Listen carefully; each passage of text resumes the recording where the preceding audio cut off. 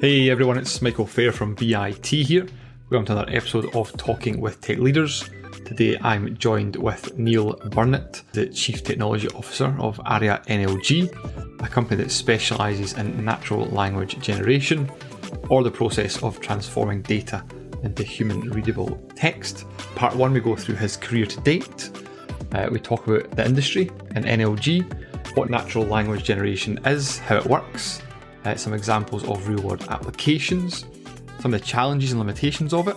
Really good chat, really enjoyed it, very fascinating company, and Neil knows his stuff, so yeah, sit back and enjoy.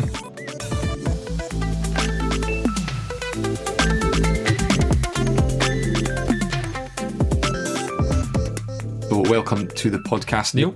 You are the Chief Technology Officer at Arria NLG, a company that specialises in natural language generation, or the process of transforming data into human readable text. Hopefully I got that right. That's right. Yeah. Yeah. You've been with Arria for over 11 years, leading the kind of software development team as CTO. And then before joining Arria, you worked as kind of technical manager and product developer at Carbon Control Software. And you also have a master's degree in computer science from the University of Aberdeen. I mean, there's obviously a lot to dive into. I mean, CTO of RNLG and finding all about that kind of area of tech. So obviously in part 1 we kind of go through your career and start with your education, academia. So you did a master's in computer science at the University of Aberdeen. Yeah, so I did my undergrad, which was also in computing science. Right. And at the point where I left, that was kind of, go into industry, but I didn't really feel fully prepared. I thought I needed a little bit more, not necessarily more time to be ready to go and work, but maybe a little bit more information, a little bit more specialty. So that's why I did the master's. I just rolled straight into the master's postgrad after my undergrad, and it was really good actually. It was a good course and met good people. As a matter of fact, I met 2 people, Professor Ehud Reiter and Dr. Yaji Sripada, who I still work with at Arria. So that was my chance to meet them. Professor Reiter is one of the experts in the field of NLG, and he was my his least distinguished qualification is being my master's supervisor. But it was I went away and worked in industry for a few years and came back once they started the company that is now Arria. That's fantastic. I mean, did you know back in school what you wanted to do, get into technology? What was childhood like? Was it always a kind of keen interest in breaking and making things, or where did it kind of start for you? In school, I wanted to be a milkman, right, and then a Formula 1 driver. But awesome. And that probably lasted longer than it should have done, actually. No, up until sort of 4th year Scottish education, I didn't really know what I wanted to do. I just enjoyed a range of subjects, and always did computing at every point I could. Like at the point where you have to pick the courses that you do, I was picking computing courses. At the time, more because it was like, well, computers is the thing, right? Everybody has computers. That's what you do. But I never really got into the proper computer science side of things until sort of higher grade. And then once I realized sort of some of the more interesting things, especially around coding and solving problems, and that part really just resonated with part of my brain. It was like, okay, I'm all in. It's computing is what I want to do. Yeah, this is really cool. I like this. What it can actually do and achieve and stuff. I mean, do you remember some of the first things that you worked on in high school that piqued your interest? Was it the coding? Was it the kind of like, this could be applied to that problem? Was there anything specific? Yeah, it was. Once I realized that in coding you were effectively solving problems, that's where it became interesting. I mean, they started, and I'm sure education's come a long way with teaching people how to code and teaching people how to, all the various different jobs that there are in computing. But it was, to begin with, it was like construct a game from 4 simple steps. It just didn't resonate with me. Who knows what we were doing? I don't know. We probably the first point we put a front end in front of a database or something like that. That it was like, okay, right. There's a bit more to this. This is a bit more complicated. This is something that I could enjoy having a broader picture of a range of technologies. Yeah, I mean, I need to ask about the driving then, and the Formula 1 driver and NASCAR and things like that. What's that interest? Is that kind of like, where does that come from? Yeah, that's maybe part of the personality because it's about being able to chase being faster every time. It's about hitting all your marks and trying to be perfect or at least be as good as possible. Getting another chance at something, try again, try again, try again. Be faster, race against other people, beat other people. Yep. There's some elements dark in my psyche that probably touches. It speaks a lot of your personality, who you become as well, though. I mean, these guys that do Formula 1 driving, it's like down to the millisecond, isn't it? Like the timing and things. So that was really interesting. What was the first break then in your journey after university? Did you go into, was it carbon control software you started?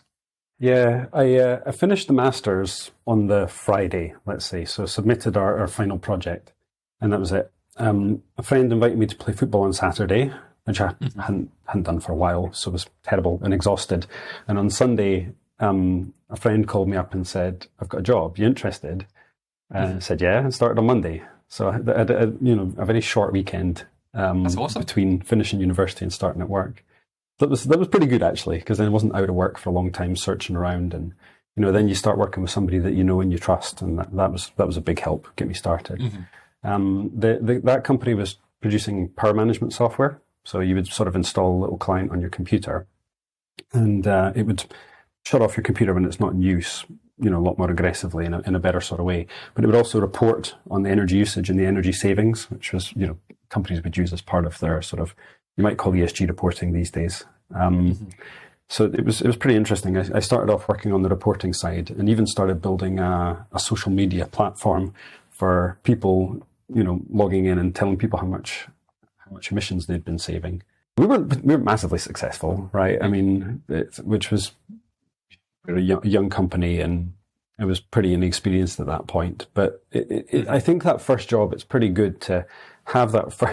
This is terrible for them, right? But it was good for me to have the first job, make a bunch of mistakes, and then move on with a good degree of experience, because you learn a lot from the mistakes that you make, really, isn't it? So we did some good stuff. There was some good software in there. Learned from a chap who was quite experienced called Eddie. So that was nice to have him around and gain expertise from him, understand how to do things in a much more professional way. So, I mean, it's well ahead of its time as well, the carbon control software, because there's companies out there now, like not Tech for Good, sorry, but like Green Tech, these companies that are kind of looking at ESG targets and trying to kind of reduce carbon and things. So yeah, very interesting. Yeah, it's a great idea. In the end, we got beaten up by competition. There was a couple of other companies that were well backed, and made it really difficult for us to do business, really. It's not easy, but as you say, a good place to obviously kind of cut your teeth for your first job. And you were 3 years there, and you moved into kind of like a lead product developer role, and then to technical manager. Yeah, exactly. Which really just meant going around speaking to customers and helping with sales and organising how development would be. So yeah, it was good to get the experience. Was it nice having that kind of client facing? I know a lot of developers are, don't get to meet the clients, are kind of in a room coding away, but speaking to the customer or the clients actually know what the problem is, to then actually think, right, is what I'm developing the right thing? Is that quite helpful?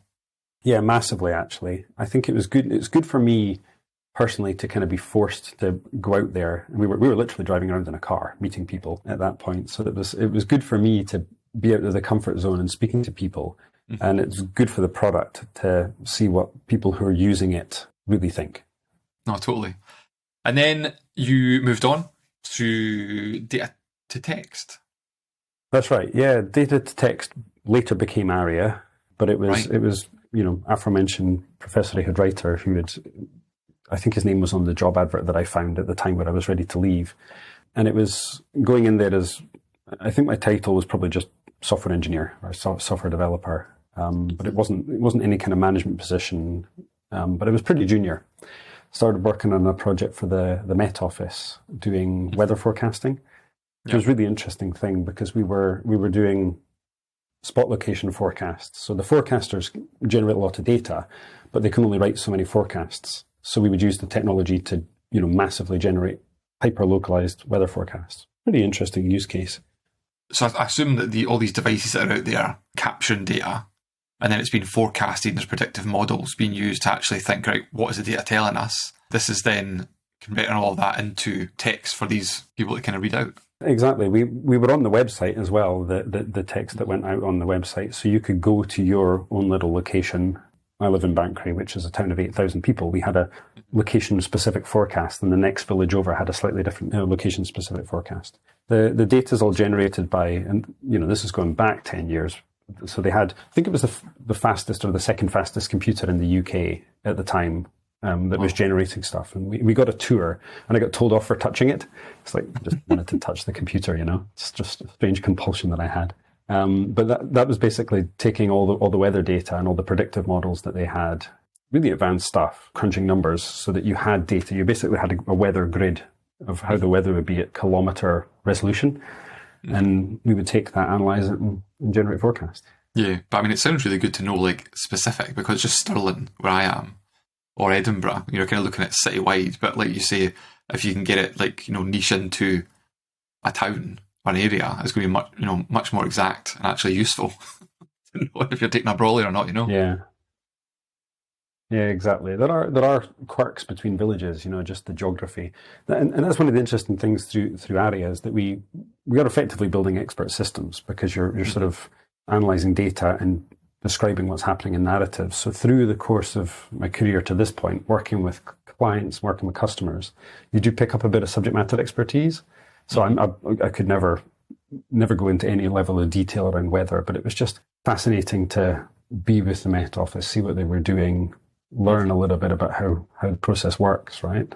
It's good stuff. Oh, completely. I mean, what would you say then would be a sliding door moment kind of for your first job then? If you didn't do that, where do you think you'd be today? My first job out of university of working for the carbon control software was just luck because of my friend had worked there and called me up. If I hadn't gone there, then that would have been, I would have probably ended up at some consulting firm and, been dotting around. Maybe wouldn't have even done development like I wanted to do. Maybe would have worked in IT support, something like that. When I made the jump over to Arria, I mean, that's been insanely fortunate, given the path I've been on since, which I'm sure we'll get into. But, leaving that company at that point, that was the other thing, right? I would have either had to leave and move somewhere else or would have had to go and find another job. I think the step back was important for me at that time. I was still quite young. With the title of technical manager, I could have gotten a bit big-headed and thought, I'm going to go and find a management position. But I kind of knew what I didn't know at that point and thought that the best thing for me is get back into development and rebuild from here in a proper way. So that was an important decision, I think. That's the thing, is management's completely different, isn't it, from just, doing development. You've got to kind of, obviously, people, cultures, and obviously, as you see, you've kind of strengthened that experience there, continued with development, and now, CTO, where I'm sure you've definitely, had your share and experience of leadership and management throughout. Yeah, and it's been a lot of trial by fire as well, which is ultimately is the best way to learn, I think. Just being forced to do something, same as going to see customers and having to get outside your comfort zone and see people. If having to pick your team, having to plan your roadmap, having to deal with issues, right? I mean, it's just a lot. None of that really comes naturally to me as someone who enjoyed sitting behind a computer and coding. But get into it, and you got to do what you got to do. Oh, completely. What would you say then is your kind of proudest achievement or biggest challenge you've kind of faced? Well, yeah, I mean, at the moment, we were massively disrupted about, a year and a bit ago at this point by the arrival of, the maturity of large language models. So when that technology arrived, that sort of woke a lot of people up to computers generating text and them being sort of, everybody was doing it, right? So we had to, first of all, deal with what could have been an existential threat to the way we do things, of people wanting to go with language models instead of our approach. And then devising how it was actually a really good thing for us, and figuring out as a company how it was actually a really great thing and wasn't an existential threat. It was actually a massive opportunity for us to evolve our product set. So that responding to the, like a threat came in, and then responding to that and turning it into a massive positive, where I think we're really uniquely placed as a company with a product set that we've got and we're bringing out in that space. So, I'm always going to favor the most recent thing and say that, the the thing that I'm most proud of is probably what we're working on at the moment, because in theory, you're constantly getting better, right? But that way that our team have responded, especially around this time, to just developments and everything that's going on is I think has been a mark of everything we've built as a group. It's a great example. And I mean, I can imagine with the pace of technology just now, companies are having to, like, especially tech companies, that are at the forefront of what they're doing, are having to really kind of keep their eye on the ball and, looking at the future and strategy, because companies are really pushing, forward with this kind of stuff.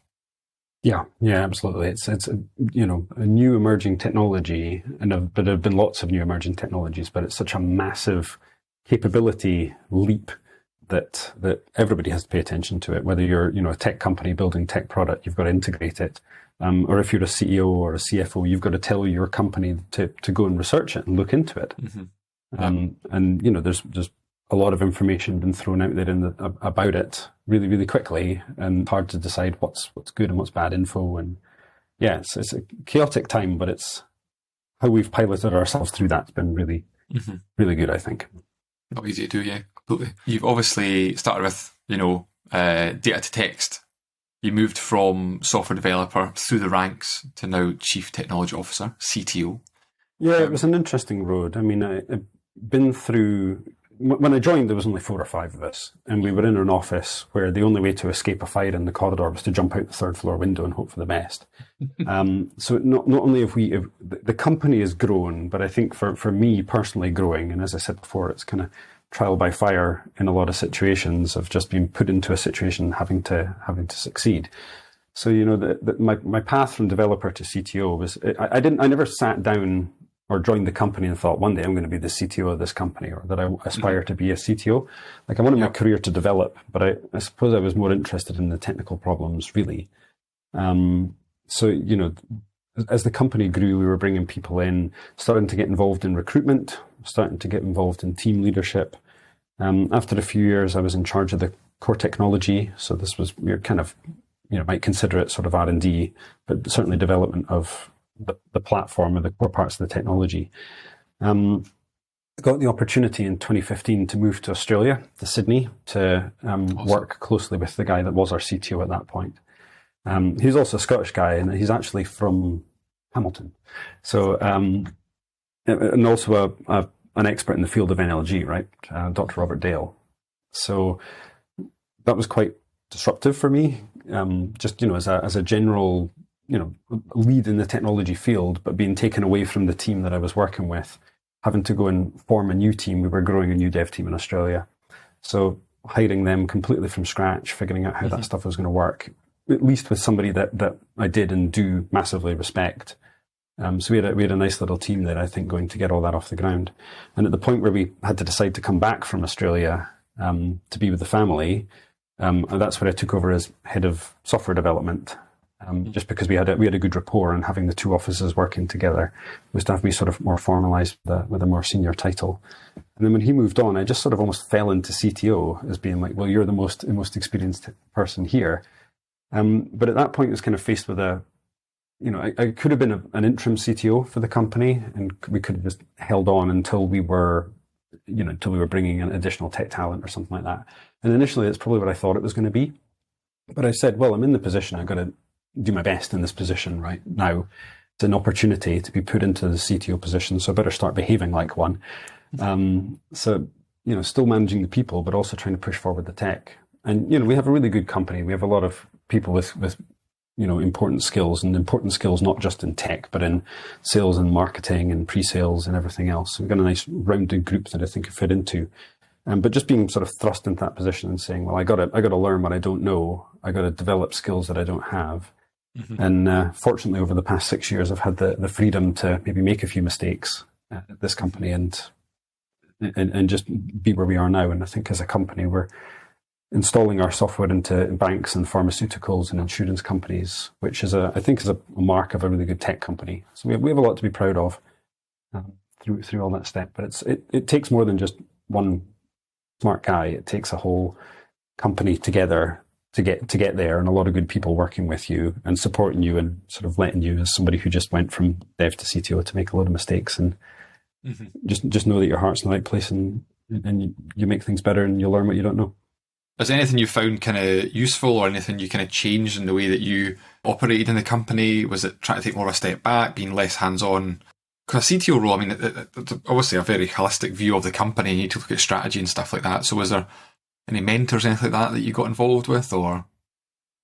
Our previous CTO was obviously, I got a lot of wisdom from him. And then the scientists we have at the company as well, so Professor Reiter and Dr. Sherpada, and just their sort of calm demeanor and technical knowledge. But there's also other people that I work with that I would, maybe wouldn't formally call them mentors, but by having them around, it's helped me to develop the sort of, I wouldn't even say skills, but sort of aptitudes towards being in the position. And the benefit of working with people for so long is you know them quite well, and we got a good team. Yeah, that's it. It's just there's always something to be learned from absolutely everybody and from every situation. Yeah, you never roll. I mean, it's totally true. And like not saying mentors, but sounding boards as well. You're getting that feedback, and that's totally part of the CTO role, isn't it? It's like taking all the information you can get, feedback, and then kind of trying to formalize a path forward with it also. Exactly. You can't constrain your team by your own boundaries, right? I mean, as one person, you've got limits. So you need to make sure people are empowered. You need to make sure that you've got people who can do it and basically be more than just the individuals who are at the top of the company, right? No, completely. So stepping into then, part 2 on industry and on NLG, natural language generation. Can you explain to us what it is and how it works? What it is, yeah. What is NLG? Natural language generation. Yeah. So in a nutshell, it's the process of taking data and turning it into text, right? Obvious data to text being the initial name of the company, very literal. So what's involved in that is that, so dealing with raw data, there's a bit of a spectrum of how raw data is. It can be totally unanalyzed, just rows of information like all your sales, all the receipts from all your sales just listed out, right? Mm-hmm. Or it could be abstracted where you've already run some kind of analytics or some business intelligence tool over the top of it. But the reason to use NLG is not just to say what the data says, because that's, the visualizations exist and there's a need for building insight, and text is the best way of conveying insight in terms of you can summarize, right? You can leave out information or prioritize bits of information that are more important than others. So the process we go through is to take raw data and start analyzing it. And we have a process, language analytics, which combines traditional maths often, right? And sometimes it's as simple as looking for the variance between actual and target sales. Or it could be, doing predictive or prescriptive analytics and all sorts of complicated stuff. But it's to feed the language generation, the insight generation through language, you've got to interpret that. And that might mean merging events together. It might mean putting importances on events so that you know what's more important to say than other things. And sort of arriving at like an abstracted view of the data that's almost ready to turn into text. So there's sort of one half of the engine, one half of the technology that's all about analyzing data, but also interpreting it and making it ready so that the language generation process can start. And then the language generation process, you have to make decisions about the structure of the document that is appropriate for the story that needs to be told. So you might have detected 2 or 3 really important facts in the data, and then there's a whole lot of like other informative information. Well, do you focus only on the 3 most important things, or do you sort of like heavily highlight the 3 important things and then tell a bit of a story summarizing everything else that went on? So those sorts of decisions need to be made, and then you need to pick the words that you're going to use to describe that situation. And often it's a more use case and company specific thing, because they have lingo, but they also have rules around about whether they want to say something is a significant change or whether it's an important change, how they describe those changes, how they quantify those changes, the words that they use, the phrases that they use, which events can be joined together. There's a lot of decisions to be made sort of along that process that we can automate and put sort of in a box, so that ultimately what you get is an API where all those decisions are laid out, where you put data in one side and a report or text which is either, an automated report or, highlighting all the insightful things that you couldn't otherwise see in data in text for you to read. And through text, you can also give explanations. You can say why something's happening. You can justify a point as well. So the reader can sort of, you read a book, you understand the story that's within that book, and there's often subtext and there's often things that are being said by not being said. So all those subtleties you can only really get out through text. I was trying to use imagery in my head there, thinking about like things, the data sets, the rules around it, and then the tone, obviously, because each company's different in how they explain things, and you're saying about different triggers as well. So one company might not highlight that as significant unless it passes this threshold, and you're applying that to all this data for each organisation. I mean, the rules, and it must be so challenging. It can be. There's a lot to be reused, and one of the things that we've gathered from being around for quite a long time is how to genericize to the point that you can reuse code, that you can reuse parts of solutions, and how the architecture should be to promote as much reuse as possible to make the development or the customization for new clients or new use cases as quick and as fast and as easy as possible. Mm-hmm. And I mean, with a company putting this through then, was like an example, like how much data can it handle? And if it got to a point where it was so much, would it then chunk it down, put it through the engine, put some out, and then put more through, or how would that work? We can handle fairly large data, and it's just a computing issue of massive scale, right? To be able to handle larger and larger sets of data, it's just like how can we get enough processing power, enough RAM, and to crunch data. Typically, people they already have data kind of semi-organized. There's a lot of Wild West out there, and maybe in the early days there was a lot less organization of data. But people are already looking into data and looking at making sense of data, standardizing data, but also kind of viewing it through things like business intelligence tools or other tools of those sorts. Even in spreadsheets, right? You're already sort of making some sense of data and abstracting it down. Mm-hmm. So if you know that you want to produce a report, or you want to look at certain data for insight, you probably already have the data segmented to be looked at. It's not a case of like just throw us every single piece of data that your company has. It's right. We're gonna narrate and describe what's happening with your sales. We're gonna narrate and describe what's happening with your investment portfolio. So there's either some degree of abstraction of that data already available to us, or at least it's kind of segmented and it's in a place where we can access. I can imagine there's a lot of eureka moments or aha moments when you're kind of doing this for companies the first time and they're kind of seeing things we didn't spot before.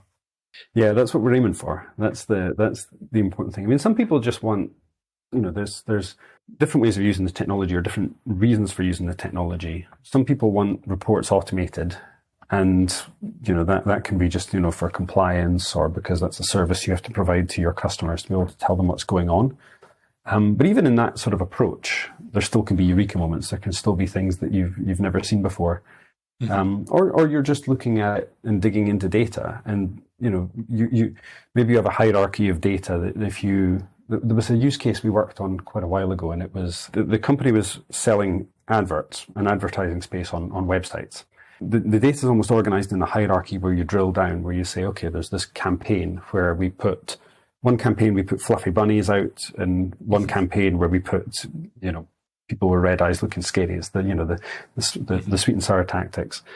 And then you start drilling in. We run those ads on different sites. We run those ads in different sizes. We run those ads with different bylines. We run those ads with, they're next to different content and so on. So if you look through, and as a human, you can only get so deep. You can only look so far and come up with an abstraction. You say, bunnies works well, scary adverts doesn't work well. Or bunnies works well on social media, scary adverts work better on news sites.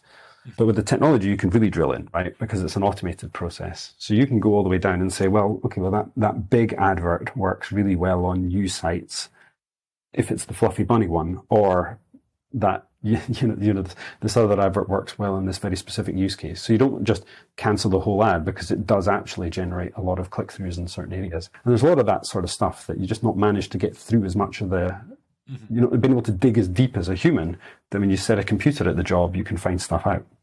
That's really interesting. I mean, even like different social sites, that advert works at certain times as well, or on different days because different people are looking at online. I suppose there's so many different variables there. Is there any other examples of real world applications of NLG? Anything that you thought that was really cool?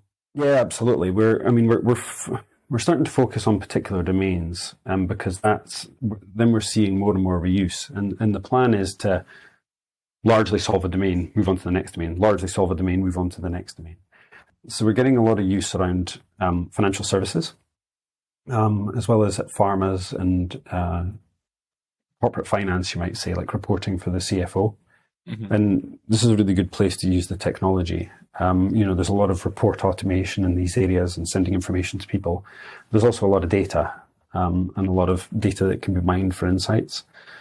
One of the big advantages of specializing in an area is that there's a lot of subject matter expertise needed in certain areas. We have generic solutions where you can throw any data at it, we'll dig in, we'll find insights, and we'll report what those insights are for you. But the narrative is quite generic, the analysis is quite generic. You can find out insightful things, but if you want to replicate reporting that you can rely on, that speaks the way you want to speak, you need that subject matter expertise built into the system. So by focusing on these areas, and we have in-house experts in these areas as well to help us sort of train our systems to tune our models, then we get much better results, and the systems look and act much more expert in the way they need to do for those more complicated, more domain-specific use cases. That's awesome. It's like kind of building a bot for a specific niche and kind of saying that this one's expert in this one's expert in this, and then you can then say like, well, actually, we've got one already that does this here. Is it quite similar to yours? What can we change or adapt? And it's kind of taking less time to then, make it exact, isn't it?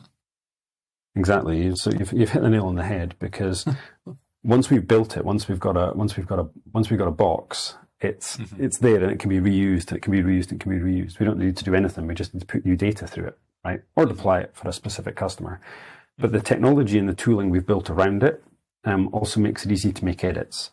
So if you want to change threshold, a word, even introducing new type of analytics into the mix that can then follow through into the reporting, that's all easy through our tooling. The core tool we've got is called Studio, Arria Studio. And the idea is that business users can go in and change that logic and customize these existing projects for themselves. And that's how we're sort of growing and getting faster adoption. I mean, how is that improving efficiencies or accuracy of information and decision making for these companies? Are you getting kind of good, strong case studies and feedback from them on how it's working? Yeah, I mean, there's a few examples to cite, maybe like where we're working with customers who might generate 1 million narratives every 2 weeks. And they'll never read 1 million narratives, but they have them there to be pooled if they need to on particular cases. We have companies that are producing client-facing report with our technology in a fully automated way, because they know that once they've tested the system and they know that it works and that it speaks in the right sort of way, and it's set, when they set new data, and when the data changes, new data comes in, and then the report can be written and can go out. So that's a massive efficiency saving for people who used to have to write those reports manually or analyze that data manually. But it also increases accuracy and reliability, because if a human comes to work and has a bit of a headache and doesn't do quite such a good job, but a computer never suffers from that.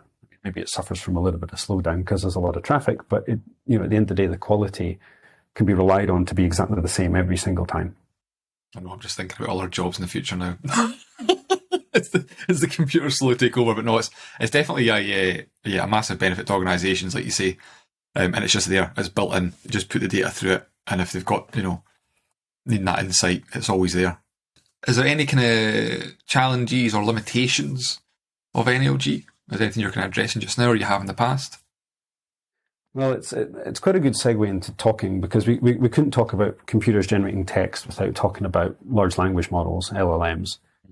So the way our technology works, and always has done, is it's very what we would call deterministic, where you create rules to do these jobs. And it needs to be rules because the rules are reliable, and they're auditable, and they're testable. Whereas with a language model, not only are you're dependent on writing good prompts to interact with language models, but it also it's not deterministic, and it's very difficult to get it to do the same thing every time. And because of all those micro level decisions where you need to put configuration into, you just can't get that level of configurability. And as well, it's a black box, right? You can't see what's going on the inside, why it made those decisions. So our technology for analyzing data and giving facts that can be reliable, that can be automated and just sent out verbatim, is needfully deterministic, even in a world where language models exist. The limitation, I suppose, of the technology as it was, is that you're only as good as the data you're given. So, for example, if we're doing a report on someone's investment portfolio, if you're given data about how the portfolio performed, how the benchmark performed, then you can compare the portfolio and the benchmark. So, if you invested in the S&P 500, you'd have made £10 less than you did by investing in company X's portfolio management. Then you can drill in and look at how the portfolio was distributed across different geographies or different industry sectors. Like, we weighted heavily against information technology companies, and then drill in further and talk about how particular stocks performed. Right, we invested more in Apple than the S&P 500 did, and you benefited on the basis of that. So we can tell you the fact. We can say data tells us how the index performed, how your portfolio performed, how Apple stock performed. But what we can't tell you if it's not in data is why. And that kind of comes to NLP, because the information about why Apple stock performed well is out there, right? It's out there in the world in terms of news articles. It's within investment companies in terms of internal documents that they've written. We can't tell you why the portfolio manager bought more Apple stock, but they've probably written that down because their processes are such that they need to document why they've made these decisions. Mm-hmm. So the data-driven part, which is rules and everything, is not able to get into that unless you let it have access to these documents. So the evolution in our technology, where we're integrating language models, is not to say replace the data-driven part with language models, not to replace the narrative generation that happens in our engine with language models, because it's not there. Our tests have proven we've got documents that we could cite that say all the problems that happen at that stage, but it's also not auditable. You can't go back and see what's happened there. But what you can use language models for is to say, I can look at the news and I can look at internal documents that have been written, and I can summarize that information. And we're using language model techniques like retrieval augmented generation, where you say, we'll gather those documents, external and internal, and put them into the mix, proper prompting, along with knowing what information would be contextually relevant, sorry, big words, but information would be contextually relevant against the data-driven narrative. So we know that adding a story about why Apple stock price improved because it's in the data-driven narrative. So we know that's a good question to ask. Then we can trigger a language model, go and get news articles from sources that the end user trusts. So if you don't want to get your information from Fox News, you want it to get it from CNBC instead. So you point it at CNBC, bring those documents back, and then the language model can generate a summary of saying why Apple stock performed well. Augment it with what your internal documents say. Then you've got the whole sort of view on reporting. You've got the data-driven part that says, your portfolio did well, beat the benchmark, mainly because of Apple, and Apple stock price increased because more iPhone sales, good market outlook, these sorts of reasons that can be added in. Yeah. So that leap on forward and that integration of the language model technology into what we do, because companies can't deploy non-deterministic language model tech for data-driven narratives but they can deploy our tech and have. We're installed in a large number of customers, but we can use language models to assist and round out that whole picture of telling the story and narrative. Mm-hmm. Is it a threat? It's actually an opportunity. So you've got the data here, you've got your black box where you're putting your controls, your rules, everything in place that they want, the specification, the tone, the language, everything they want to use. Data's going in, it's coming out, here it is. But then, language models can then go out into wherever you're pointing them in terms of news articles or, trusted sources to add a bit more flavour to what exactly they wanted in terms of this is why. Exactly. So it was a limitation. Yeah, no, exactly. It's good because I'm a bit worried that our story rambles a little bit. At least my story rambles. No, it's really interesting. Really interesting. But this is pretty key, and I think it's why we've got such a massive opportunity into the future, because language models exist, but the thing that they can't do is what we can do. The thing that they can't do for enterprises, they can't do for businesses because of the reliability and the auditability aspects, we can do. But we can also address a weakness in our approach of being not able to introduce the why by integrating language model tech and all the latest advances in that area. So between the two approaches being put together, which is exactly what Arria is now doing as a company, the whole solution exists. Massive opportunity. Awesome. Amazing, yeah. I mean, the prompts are so challenging, like you say, like you're putting a prompt there, and then you can ask the same prompt over and over again, but you don't know what it's doing inside the black box. Your black box is controlled, rules regulate, all that stuff's there, but you don't. And sometimes you get different answers, depending on anything can kind of change it. And it is very varied. I don't know if it's called, I can't remember what the word's called. Yeah, the term they use is hallucination. That's it. Like just rubbish comes out and you're like... Yeah, and there are, I love working with language models. I think it's a fantastic advance in technology. If anything, it's the greatest leap forward in many, many years of technology. I'm not saying that they're not good. I'm saying they're phenomenally good for a range of things. But the thing they can't do is what we've been doing for years for industry. And the marrying and putting the two together is the right thing to do. Yeah. I mean, that's the great next step forward. Then is kind of using what you've built. Using this as an opportunity and then giving more to the customers, essentially, in the kind of the end there. What do you think of? I mean, like ChatGPT version 4. I got Copilot 2 days ago. I'm not sure that's going yet, but I've been playing about with it. I mean, you kind of right into it. Absolutely, yeah. I wouldn't say it's my best friend. Use it an awful lot. Yeah, I mean, there's so many uses for it. When a human is in the loop, right? So I can get it to generate code for me, and if I want to, restructure something as a table, I'll just go straight to ChatGPT. It's like the first port of call for a whole load of tasks. As long as I can judge what's been generated, right? Like it'll write code faster than I can, and probably better than I can. But I need to I wouldn't just automate that process and throw it straight in. I've got to just sort of review it. I can get it to generate test cases for me.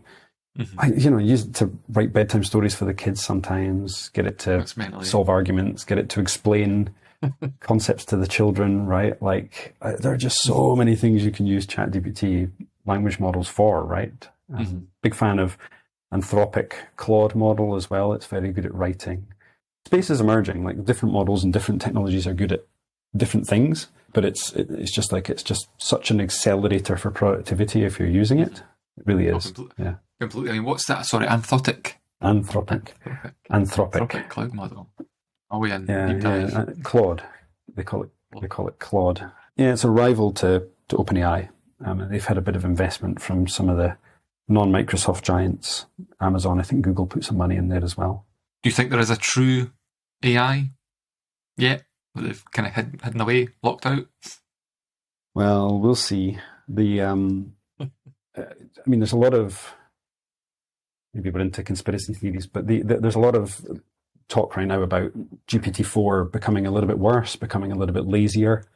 The reason for that may well be because they're using their server infrastructure to train GPT-5, or maybe GPT 4.5. So they've never taken, I pay for ChatGPT, and I still limited on use of GPT-4. So I'm, why are we limited? Why is it not performing as well as it once did? Probably because they're using the servers to train the next great model. They're not saying an awful lot about it. They hint a little bit about these things. There's a whole new architecture of language models coming out. The GPT is Generative Pre-trained Transformer. A white paper came out late last year about a new infrastructure called Mamba as an alternative to transformers, and it seems to be faster and able to pay attention longer and run on smaller servers. There's just so much going on in the space that it's hard to say what the next big leap forward is going to be. I don't necessarily believe it's going to take over humanity. It makes my job so interesting now as well as CTO of a company that in this field is that you've got to keep your finger on the pulse. You're going to know everything that's going on, and there's so much going on. There's so much being written. There's so much opportunity. There's so many new things being claimed. that it's a bit of a roller coaster. Amazing place to be in tech. Yeah. Yeah, I always think of the film Tron. Be careful if it ever did get that point Love that where film. where you tell what to build me the perfect world, and okay, you're not in it. The first Tron, yeah, the Jeff Bridges one. Well, he's in the second one as well, isn't he? Yeah. So obviously on NLG and still in part 2 then, sorry for going off on a tangent, but is there anything about, in regards to like ethical or privacy concerns related to NLG that has been addressed just now or is going to get looked at? Yeah, well, it's one of the challenges for building for enterprise, building for large companies and being installed in banks. I mean, one of the things in our solution is that we don't store or persist data, which is a big thing, because once you start persisting data, then a whole other set of challenges come into play, right? So we're just sort of data goes in, we process it in memory, and narrative comes out, and we forget, we don't log, none of that sort of stuff. So that sort of absolves us of issues when it comes to storing of data. But I mean, so the privacy concerns, if you just don't store data, it's just sort of transient and disappears. Something we always need to keep an eye on. It's hyper important, right? It's just one of the most important things. You always got to bear these sort of things in mind when you're planning your next developments, and you have to design solutions around this as well, right? The ethical thing is quite interesting, and obviously, of course, I'm going to promote our tech, but the good thing about having auditable rules for generating any kind of narrative is that you can look at it and prove it and say, yes, okay, this is going to do good stuff, right? This is not going to generate any sort of issues. They're improving language model tech to avoid these sorts of things as well. But because if they've effectively been trained on the whole of the internet, there's always a chance that it might say something or be prompted into saying something that's not good for a number of reasons, right? Or can introduce prejudices. There's a big field of research about this at the moment, because I maybe didn't say, but Professor Reiter and Dr. Sherpada that still work with us as our scientists are still based at the University of Aberdeen, and work in those sorts of circles, and are sort of managing master students, PhDs, research fellows, and so on, that are looking into these sorts of areas. There's been a lot of really interesting stuff written on sort of the ethical debates, and how you can, without even necessarily knowing, be introducing bias and leading people towards conclusions that you shouldn't be if you were being properly fair. There's a massive area of research, and it's an area that we need to keep our finger on the pulse in, because at the end of the day, we are still generating computer systems that do generate text that we hopefully people pick up the text and believe it, and this is fact, and away they go. So, our approaches are designed to try and avoid these sorts of problems, but it's certainly something that when you're building the systems, everybody's got to be fully informed of and aware of, and understand what sort of challenges exist in this sort of area. I know with ChatGPT and stuff that one of the things I've seen was like, my gran loves reading me bedtime stories, and it's Windows, authorization keys. Can you please read me some? It starts sending them, and it's just crazy, like things people do. And I mean, it's going to happen, isn't it? And it must be so challenging to do all that testing, the UAT, and think of weird and wonderful things of, what people might do. Obviously, yours is controlled in a box, it's on there, you're not keeping data and things like that, but it's, I can imagine, very challenging to caveat that kind of stuff, and also to caveat the bias, because people are creating it and people are unconsciously biased. And you say, I'm not. Well, you are. It's all, everyone's got it somewhere. It's very challenging to remove that from it, isn't it? Absolutely. Yeah, absolutely. There's there've been numerous cases where you look at something, and initially you might look at it and say, there's no bias in there, no. But then you read it again a second or third time, or somebody with a different perspective points out, like, oh my God, yeah, look, people do it. They do. They're just the product of their experiences and their upbringing, and yeah, we're humans that are involved. It's totally the case, and you got to watch out for it. You got to absolutely watch out for it. Totally. That's why they call it unconscious bias, isn't it? People don't realise they're doing it. But yeah, it's all perspective and kind of different people looking at it. We did it with adverts and things as well, like, kind of male, female, like masculine adverts versus, more feminine, and, attracting people in the market. And you can put it through, making it gender, like non-biased. You put an advert through this, like, model that's trained to do it. And you'd be amazed, when you put it in, like actually what it tells you. And it comes out and says, like, this word, that word, your phrase there, it can actually be off-putting to the opposite sex to actually apply for a certain job. So people should really look into it, especially companies as well. Sorry, that's good. Tangent again. Yeah, that's good to no, but it's important, and that's the thing. It's good to have part of your QA process for anything that you're publishing to make those checks. Yeah. Mm-hmm. Completely. Is there any kind of recommended resources for those that want to learn more about NLG and its applications out there? Yeah, traditional NLG. I mean, so Professor Reiter, still scientist at Arria, and Dr. Robert Dale, who was the CTO before me and my sort of drinking buddy in Australia. They wrote the book, right, on NLG. This was back in 2000, I think it was published. Natural Language Generation Systems, I think it's called. And we spoke to somebody who was on the Alexa development team. Alexa's kind of old tech now, but back in the time it was pretty new tech. And they said, yeah, I got that book on my desk, right? Like we cite that all the time, right? So their book is certainly a useful thing. There's a conference every year hosted in different places called INLG. Not quite sure what the I stands for, but that's where sort of experts and people who are working in the field, people doing PhDs in the area. And there's lots of interesting stuff that's brought to that. Some of the people at Arria written papers or have previously been at university and published papers there that are brought to the conference. So there's a lot of stuff goes on in that conference itself. And the academic papers and things that they write as well that are out there. The academic papers can be a little bit dry, of course, because they're written in such a way. But there's a growing number of resources out there. Just looking on the web for NLG. I don't think there's an alternative version of the acronym that won't take you to the right thing, but maybe there is. Maybe there has been. But yeah, just looking for natural language generation on the web and anything that Dr. Wright has been involved in. He has a blog as well that's worth checking out, his thoughts on the state of technology. Awesome. So on to part 3 then. It's kind of some quick fire personal questions. What drives you, Neil? Getting better, achieving good results. I don't need to always win, but just always need to be progressing and getting better, discovering a new thing, solving a new problem. Yeah, just feeling satisfied that you've done something better, moved yourself forward, moved the company forward, moved your products forward, moved the thinking forward better than it was yesterday. Yeah. Fantastic. Favorite tech? Favorite tech? Now, ChatGPT. Yeah, just because of we spoke a little bit before, but it's the productivity gains that it brings.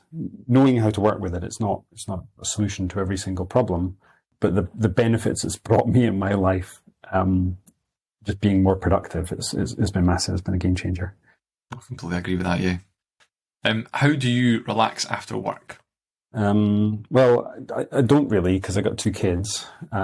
So after work, it's about cooking for them and getting them ready for bed, which is actually is a form of relaxation for me. Actually, it's totally different to be spending time with the kids. And then after they're in bed, maybe 30 minutes of pretending to be a NASCAR driver on the Xbox. Awesome, love that answer. Do you have any book recommendations, fiction or non-fiction? I should recommend Professor Reiter's and Dr. Dale's book about natural language generation systems. But I'm reading at the moment. I'm reading JoJo's Bizarre Adventure, which is a very long series of manga that I've only just I'm one book through what probably is going to end up being like 30 books or something like that. But it's really good. It's gripping so far as a fiction recommendation. Awesome. That's 30 books dedication there. Totally. No, awesome. Could your parents explain what you do? No, absolutely not. No, I remember the whole ChatGPT thing, right, exploded, obviously, the tail end of 2022. And we got into, it started hitting the news, and then eventually it found its way to something like This Morning or whatever, like on the TV that my mum watches. Or she'd read it in the paper or something. And she came to me and said, "You don't work in this A1 business, do you?" And I was like, "A1? What do you mean A1? And she says, eventually I figured out she meant AI. She just read it as A1. She's like, it can infiltrate systems and all this sort of stuff. Not her area of expertise. She has lots of other areas of expertise, but working in computing is not one. So it doesn't really resonate with my parents as to what I do. My dad probably gets it a little bit more and would be a bit more willing to read on the subject. But no, I think day to day and just general how the technology works, or how technology works, from a software engineering perspective, I don't think they would get it. No. There's definitely two camps, isn't there? Like even like family and friends, or like I'm sitting to my wife talking about things that I'm doing or showing her things, and she's like, "Ah, that's amazing, isn't it?" And then off to watch something else, or go away, and I'm just like, all kind of crazy giddy about it. What's actually coming out, and what's happening, what it can do, and yeah, there's just two camps. I've realised. If everybody was interested in the same things, it'd be pretty boring being a human, right? So very good way to look at it. I'll let her be expert. Let my parents be experts in what they're experts in, and I'll pretend to be an expert in what I pretend to be an expert in. It's a good way to look at it, totally. Dinner party guests. Who would you have, or who's a personal hero? You can have either or. My children and my partner. Terrible answer, isn't it? Like I should say. No, it's nice. Like some famous person that I respect or something. But no, like if I could choose, I'd just have dinner with my partner Monica and the kids. That's a great answer. You need to send this episode to them to listen to and get that bit. Favourite film? Okay, Ghostbusters, definitely. Yeah. Has been since I first saw it. Awesome. Favourite dish, food? Pizza and beer, and then chocolate. Just great answer. There's a van comes around the village that they serve pizza out the back of the van every Friday, and that's like not good for me to do it every That's week, awesome. But tell them to come pizza here. That the ladies sell at the back of their van. Superpower. I would love to have the ability to make Aberdeen Football Club win matches. Some people might want to fly. Some people might want to teleport or have super strength or something. If I could make Aberdeen win one more trophy in my lifetime, which probably won't happen, frankly, then the euphoria would be worth it. Terrible superpower. Good. No, not at all. Your thing. What was the last thing you lost? Probably an argument. Probably with somebody at work. Probably yesterday. Oh, great answer. Yeah, I guess I lost a hat. Maybe that's the only tangible thing that I can remember losing. Well, Neil, it was amazing having you on the podcast. Have you enjoyed it? Yeah, it's been good. Well, that was our latest episode of Talking with Tech Leaders with Neil Burnett, CTO at Arria NLG. Thanks, as always, for your time. If you're looking to build a team, scale, consultancy, please do get in touch with the guys at BIT. And if you've got anyone you'd like to recommend onto the podcast, let me know. Thank you.